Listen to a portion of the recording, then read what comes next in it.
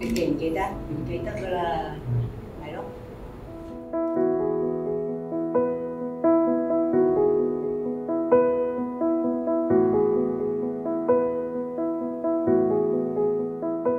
真係好感動啊！所以我一生裏邊同佢一齊咁多時間咧，其實呢一樣嘢咧就係令到我可以不停咁遇到任何困難都可以行落去，就係咁解。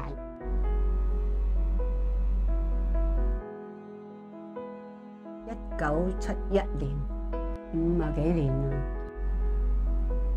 要體諒先啦，包容啦，係咪啊？如果對方有乜嘢，你又要學下接受，大家都係要咁樣去磨合先可以繼續行落去噶嘛。其實好得意嘅，真係好，係佢表妹結婚，咁所以喺香港擺酒啦。咁佢又做佢個伴郎，咁我咧就做姊妹，係咁識咯。佢靚唔靚㗎？靚啊！冇啦。隔咗一排，佢就打電話俾我，咁啊約日睇戲啦，我就推咗。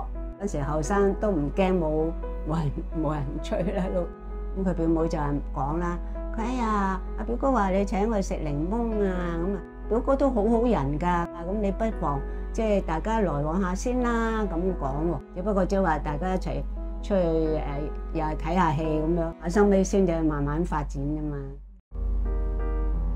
其實我最欣賞佢識畫畫先，仲要畫得咁靚，真係好靚啊嚇！覺得佢都有翻啲氣質，相處落都 OK。不過佢個人又好靜嘅，拍拖冇乜嘢講，冇乜嘢傾嘅。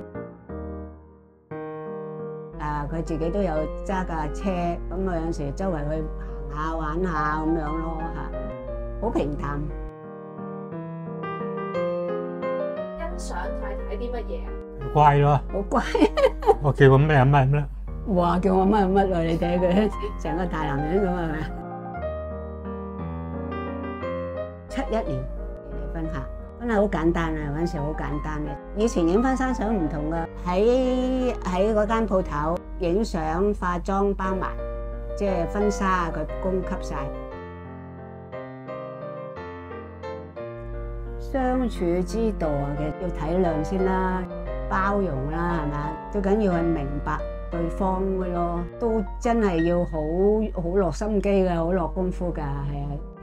如果對方有乜嘢，你又要學下接受，咁佢都會嘅，咁即係大家都係要咁樣去磨合先可以繼續行落去㗎嘛。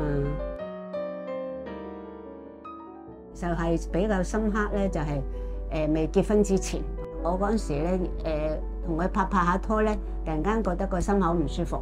咁佢去 check 咧，原來 check 咗有心臟有事，佢就有同佢媽咪講，咁佢媽咪知道之後咧，就叫佢喂，佢咁論盡喎，咁樣你再考慮清楚啲先喎，即係驚住佢會負累佢啊，父母梗係會咁啊，咁但係佢自己就即係唔會因為咁而即係放棄咗呢個關係啦。當我知道之後，當然好感動啊！